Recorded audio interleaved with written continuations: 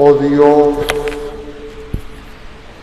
cree en mí un corazón puro, devuélveme la alegría de la salvación. El Señor esté con ustedes. Lectura del Santo Evangelio según San Juan. En aquel tiempo se celebraba una fiesta de los judíos y Jesús subió a Jerusalén. Hay en Jerusalén, junto a la puerta de las ovejas, una piscina que llaman en hebreo Betesda. Esta tiene 5 portales y allí estaban echados muchos enfermos, ciegos, cojos, paralíticos. Estaba también allí un hombre que llevaba 38 años enfermo. Jesús, al verlo echado y sabiendo que ya llevaba mucho tiempo, le dice: ¿quieres quedar sano? El enfermo le contestó: Señor, no tengo a nadie que me meta en la piscina cuando se remueve el agua. Para cuando llego ya otro se me ha adelantado. Jesús le dice: levántate, toma tu camilla y echa a andar. Y al momento el hombre quedó sano, tomó su camilla y echó a andar. Aquel día era sábado y los judíos dijeron al hombre que había quedado sano: hoy es sábado y no se puede llevar la camilla. Él les contestó: el que me ha curado es quien me ha dicho: toma tu camilla y echa a andar. Ellos le preguntaron: ¿quién es el que te ha dicho que tomes la camilla y eches a andar? Pero el que había quedado sano no sabía quién era, porque Jesús, aprovechando el barullo de aquel sitio, se había alejado. Más tarde lo encuentra Jesús en el templo y le dice: mira, has quedado sano, no peques más, no sea que te ocurra algo peor. Se marchó aquel hombre y dijo a los judíos que era Jesús quien lo había sanado. Por esto los judíos acosaban a Jesús porque hacía tales cosas en sábado. Palabra del Señor. Muy queridos hermanos, estamos en este martes de la 4ª semana del tiempo de Cuaresma y es una semana que puede parecer un tanto atípica, y entonces conviene que nos tratemos de centrar en esta semana, aprovechar la enseñanza y vivir cada día de esta Cuaresma. Y lo primero es que esta semana la hemos empezado con un pasaje del Evangelio según San Juan, la curación del ciego de nacimiento. Corresponde al capítulo 9 de San Juan y Jesús está curando en Jerusalén, cerca a una piscina, la piscina de Siloé, la piscina del enviado. Pero vemos ahora a Jesús en otro pasaje de San Juan y esta vez está también cerca de una piscina, también curando a una persona, esta vez un paralítico. La piscina es Betesda, pero estamos en el capítulo 5. O sea, esto ocurre en la segunda visita que hace el Señor a Jerusalén. Lo del capítulo 9 es la tercera visita. Pero además, si ayer no hubiésemos celebrado a San José, también hubiésemos contemplado un pasaje del Evangelio según San Juan y hubiésemos contemplado el capítulo 4, que corresponde a lo que vimos el domingo de la semana pasada. El capítulo 4 es donde está el diálogo entre Jesús y la samaritana. Es decir, se nos han presentado dos pasajes en estos domingos del Evangelio según San Juan, el tercero y el cuarto. El quinto domingo volveremos a ver un pasaje del Evangelio según San Juan en el capítulo 11. Y lo que vamos a ver en la semana, diríamos, es el desarrollo de eso que hemos visto como presentación, pero que el Señor a través de su iglesia quiere que veamos en algunos detalles que se nos pueden pasar y que podemos perder la enseñanza. Y entonces, con eso en mente, recordando lo que les acabo de mencionar, que el Evangelio de San Juan el día de ayer correspondía al capítulo 4, a los últimos versículos luego del diálogo con la samaritana, y que el Señor va a decir una frase que también dijo en Nazaret: ningún profeta es bien recibido en su tierra. Es decir, el Señor se está moviendo, como dice el Papa Francisco, por las periferias. En Galilea no lo han acogido. En Jerusalén los principales, las autoridades, los fariseos, los escribas, los sumos sacerdotes quieren acabar con él. Y entonces el Señor se está moviendo por las periferias, y las periferias están significadas en esa samaritana, en este paralítico, en este ciego de nacimiento que veíamos el domingo.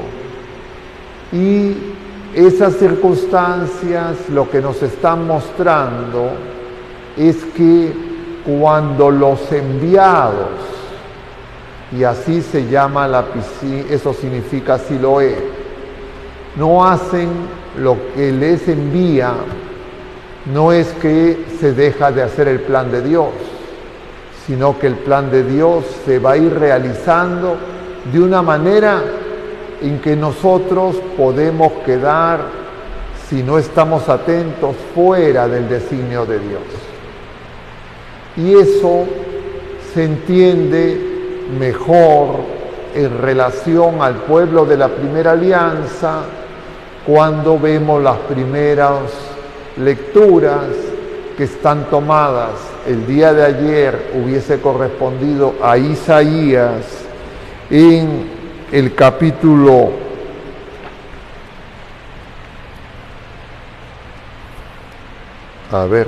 Isaías capítulo 65, es decir, tercer Isaías, y el día de hoy está tomado de Ezequiel capítulo 47, es decir, ya la última parte, los últimos capítulos del libro de Ezequiel y de Isaías.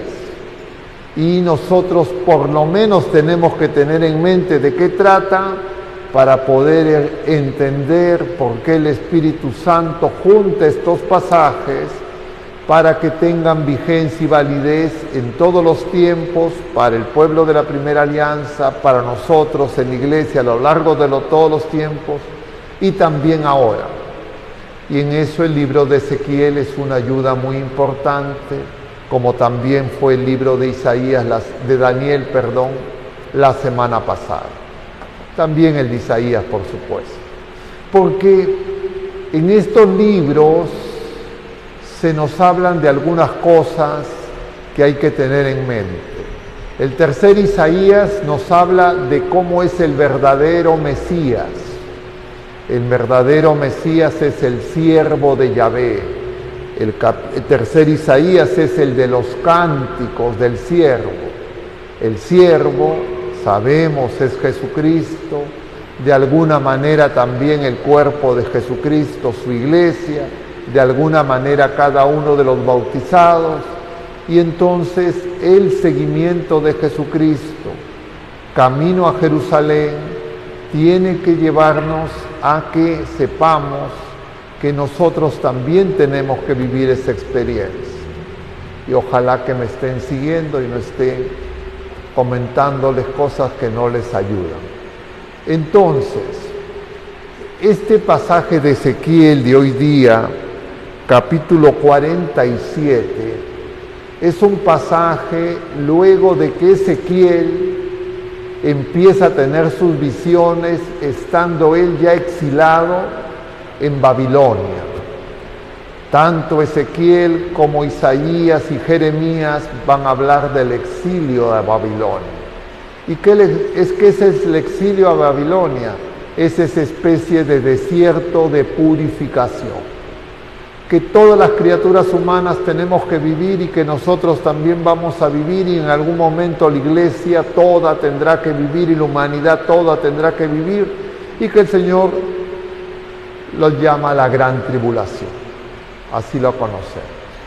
Entonces, el exilio a Babilonia fue hecho en 2 etapas.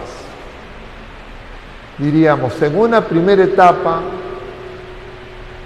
fueron exiliados un grupo de judíos, gobernantes, principales, los más jóvenes, sacerdotes, y fueron llevados como esclavos a Babilonia. Uno de ellos era Ezequiel. Ezequiel es un sacerdote del templo, ha salido del templo y empieza a tener visiones estando en Babilonia, a orillas del río Quebar. Y entonces Ezequiel ve una serie de cosas que ya había anunciado antes, es decir, que se iban a ir al exilio, pero cuando ocurre ese primer exilio, la mayoría de los judíos creían, ya aquí acabó, ya se resolvió, etc. Ese exilio lo había anunciado el primer Isaías, el segundo Isaías, Jeremías. Pero el segundo exilio, pocos años después, que se produce porque los caldeos lo que hacen es lo siguiente, para entenderlo mejor. Ellos primero nombran a un rey dentro de los judíos, diríamos a un títere o a un testaferro, como se dice ahora, que gobierne para los caldeo-asirios.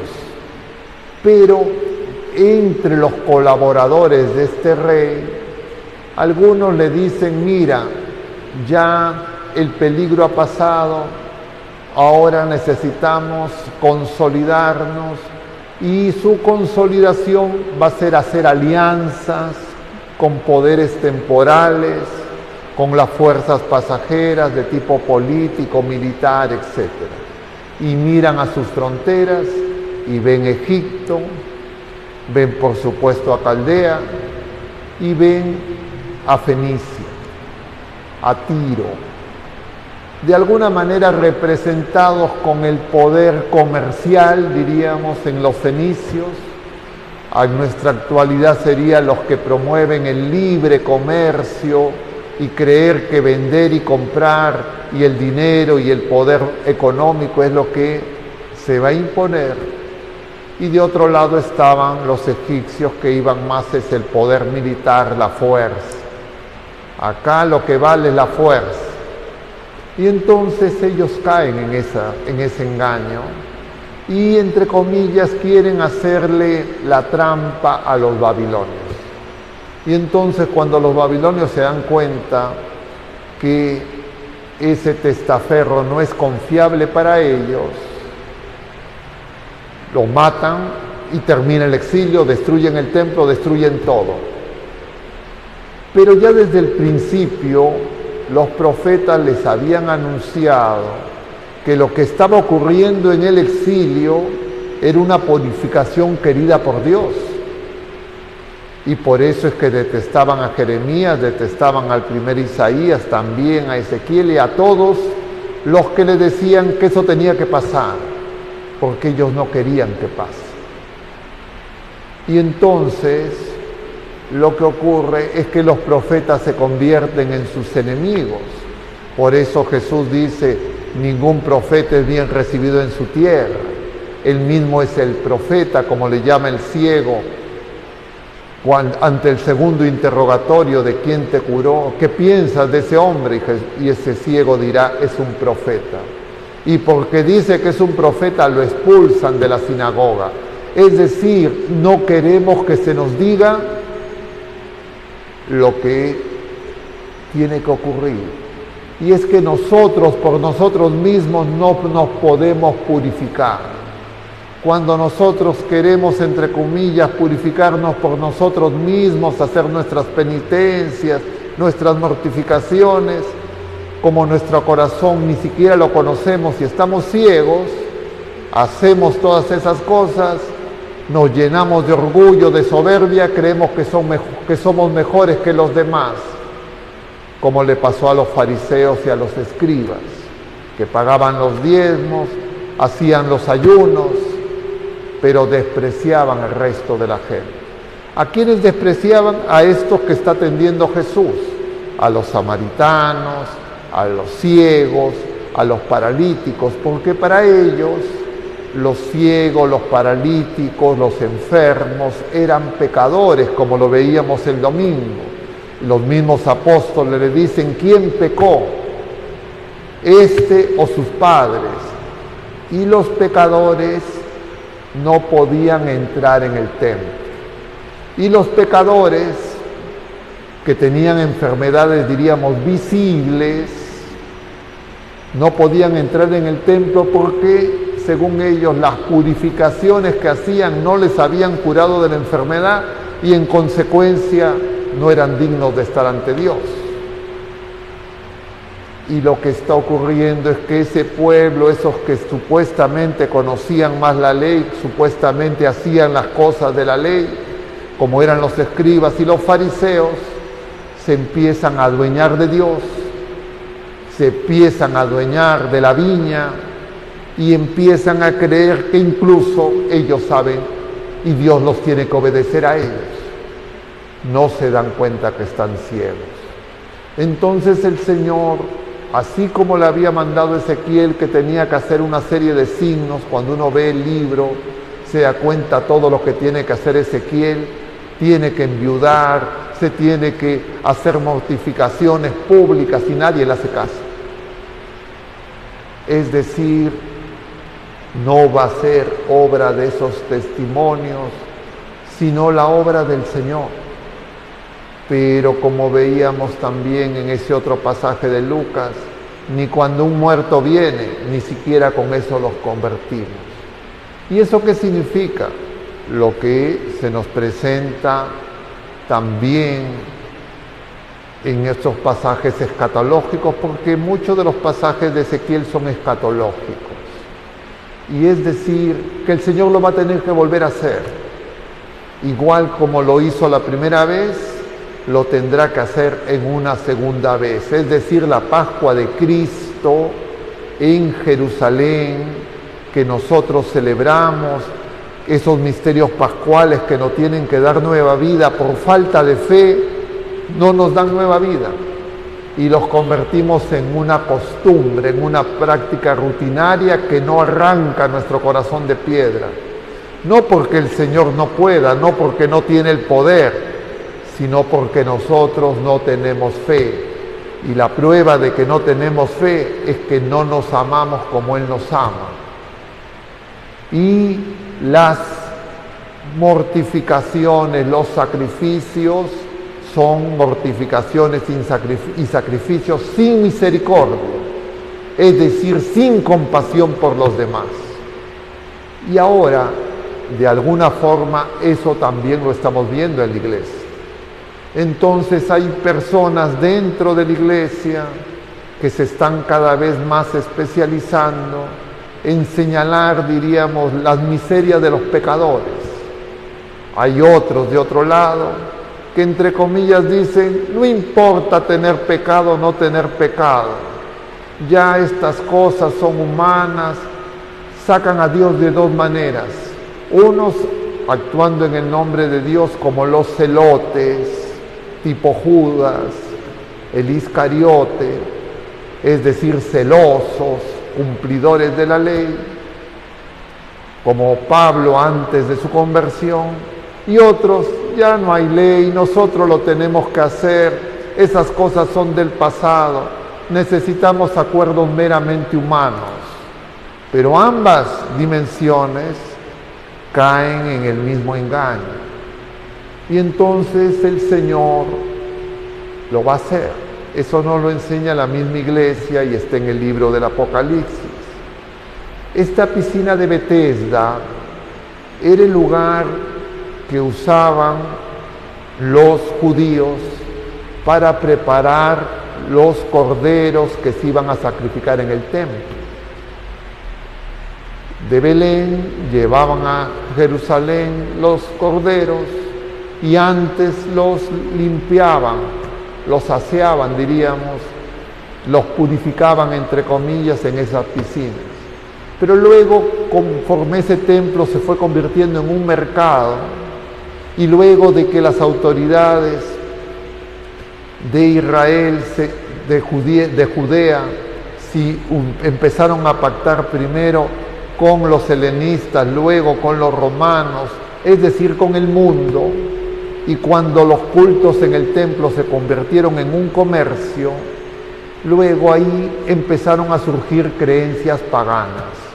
Y entonces ya desde el tiempo de los helenistas, de Antíoco Epifanes, en ese lugar se celebraba al dios Asclepio, que es el dios de la medicina.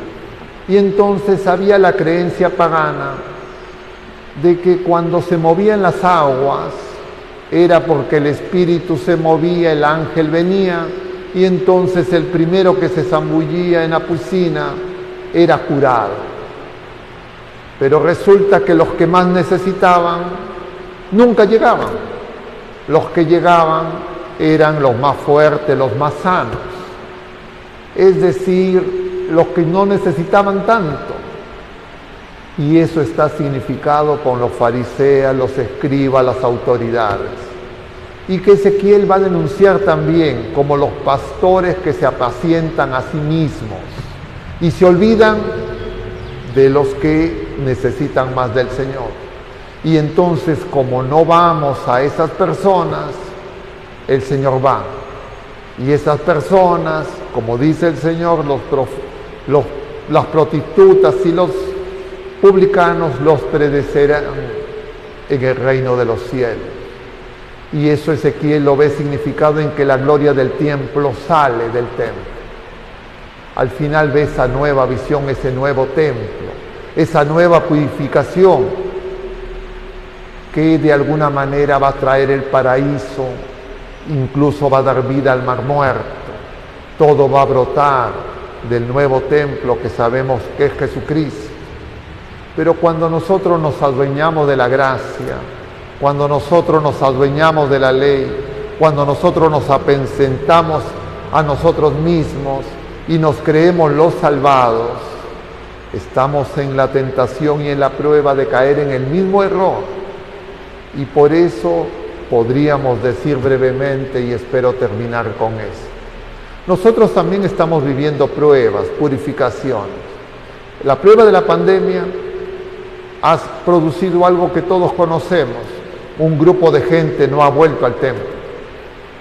Y entonces nosotros decimos, vengan al templo, pero muchos de ellos son ancianos, muchos de ellos son enfermos, muchos de ellos, sus familiares no los traen, y nosotros tampoco vamos. El Señor los va a abandonar. Y el Señor nos dice, así tu madre te abandona, yo no te abandonaré. Y cuando la iglesia peregrina abandona a los que más necesitan de la gracia, no significa que están abandonados. ¿Cómo el Señor obrará? Él lo sabe. Pero nosotros podemos hacer, si es que no nos convertimos sinceramente, que toda la gloria del Señor también se retire del templo como vio Ezequiel.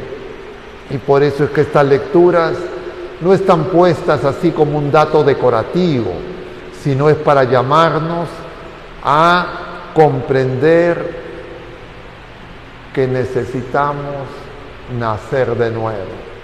Y los sacramentos nos dan ese don. Pero si una y otra vez vengo a los sacramentos, celebro los sacramentos, recibo los sacramentos y sigo igual, no es porque los sacramentos no purifican, no me hacen nacer de nuevo, sino porque no me da la gana. Y tengo que darme cuenta. Si no me doy cuenta, entonces, a ver, ¿quién me dice lo que quiero escuchar? Y el Señor nos habla con la verdad. Pidamos pues a nuestra Madre Santísima y a San José que ayuden a la iglesia peregrina para que pueda realmente vivir en la libertad de los hijos de Dios. Que así sea.